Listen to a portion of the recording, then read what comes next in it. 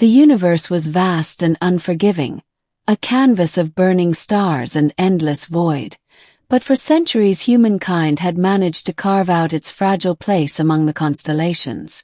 Colonies dotted distant planets, fleets patrolled trade routes, and treaties with alien civilizations were etched into galactic law.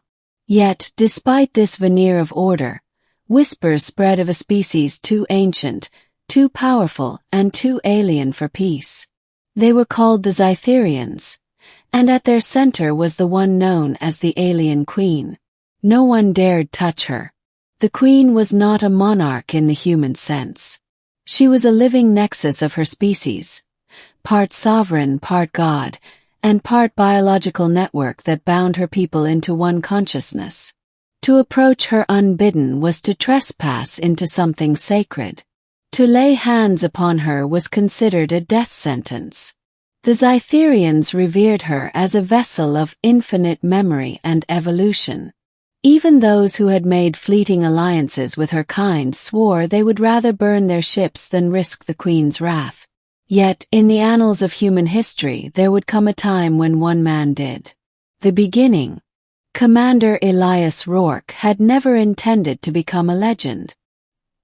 He was a soldier, forged by Earth's wars and tempered in the vacuum of deep space. His career had taken him from the icy rings of Saturn's mining colonies to the scorched deserts of Tau Ceti IV. He was neither the best nor the brightest of his generation, but he was stubborn, and sometimes stubbornness was enough to keep a man alive where brilliance could not. It began on the frontier world of Helios 3. The planet was a scarred wasteland after years of failed terraforming, its surface racked by toxic storms. Still, it held rich deposits of iridium, and human corporations were willing to gamble fortunes for even a fragment of that wealth. But Helios 3 was not unclaimed. The Zytherians had arrived first. At first it was skirmishes. Mining drones destroyed, survey teams vanishing, freighters found adrift with their crews gutted like fish. By the time Rourke's unit was deployed, the conflict had already become a war of attrition. Human troops called the enemy shadows, for the way they struck unseen and melted back into the storm-swept wasteland. The war might have dragged on indefinitely, had it not been for the rumors. Scouts whispered of a Zytherian hive hidden deep beneath Helios 3's surface, guarded by creatures bred for slaughter. At the heart of it lay the alien queen herself, directing the war through a network of biopsionic command. Destroy her, the brass said, and the hive would collapse. Humanity could take Helios 3 uncontested. But no one had ever killed a queen. Few had even seen one and lived. The descent. Rourke volunteered, though to this day no one knew why. Perhaps it was duty or desperation, or the gnawing hunger to matter in a universe that swallowed men whole and forgot their names. His squad dropped into the caverns beneath the planet's crust, armed with rifles that hummed with plasma coils and enough explosives to level a mountain. The deeper they went, the more alien the world became. The tunnels were not carved by tools but grown, walls pulsing faintly as if the rock itself were alive. Bioluminescent veins glowed in sickly hues, casting shadows that writhed with deceptive motion. Strange insects scuttled across the walls, their translucent bodies revealing organs that shifted like liquid. And then came the Zytherians. They did not fight like soldiers.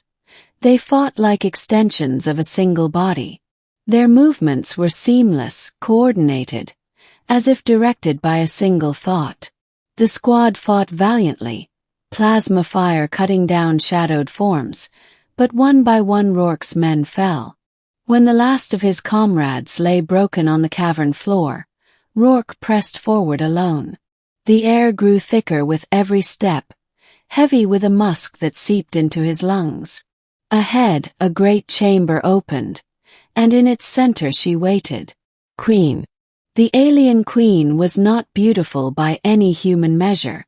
She was vast, her body a living cathedral of flesh and bone, her limbs long and sinuous, her carapace etched with patterns older than human civilization itself. Her eyes, if they could be called eyes, glowed with a phosphorescent intensity that pierced straight through him. She did not move as he entered. She did not need to. Rourke felt her presence in his skull, a pressure that pressed against his thoughts like a tidal wave. His instincts screamed at him to run, to fire, to detonate the charges and bury them both beneath 1,000 tons of stone. Instead, he stepped closer.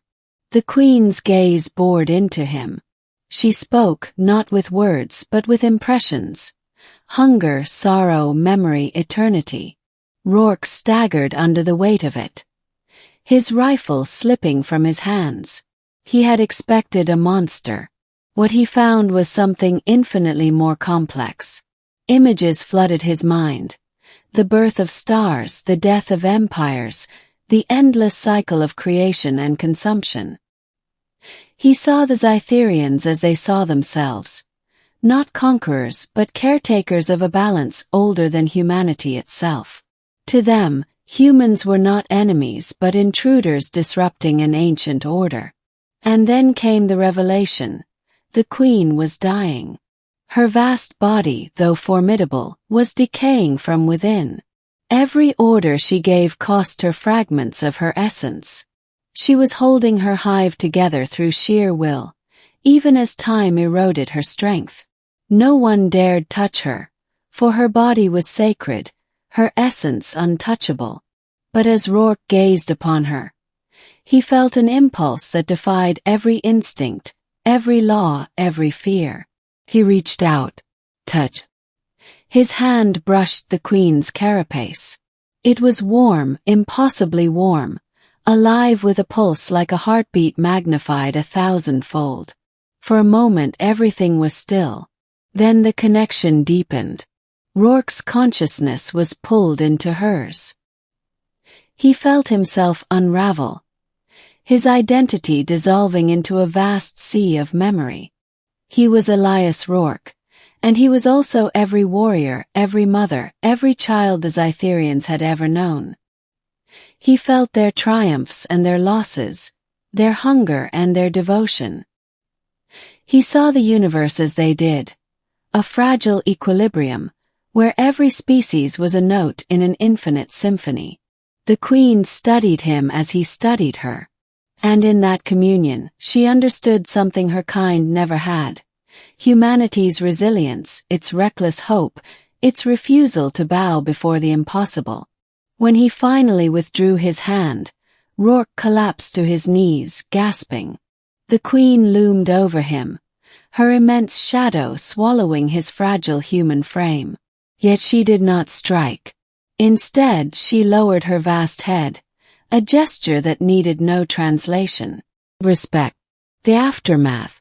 When Rourke emerged from the caverns days later, the war was over. The Cytherians had withdrawn, their forces scattering into the storms and vanishing into the void. Human command was baffled. No battle had been won, no weapon deployed, yet the conflict had simply ceased. Rourke never spoke of what had transpired in the chamber. Official reports listed the mission as a failure, yet Helios 3 was left unchallenged. Colonists moved in, mining operations resumed, and soon the world was stripped bare like all the others. But among soldiers the story spread. They whispered that Rourke had faced the alien queen herself and lived, that he had touched her and she had spared him. Some called it madness, others heresy, but the tale endured.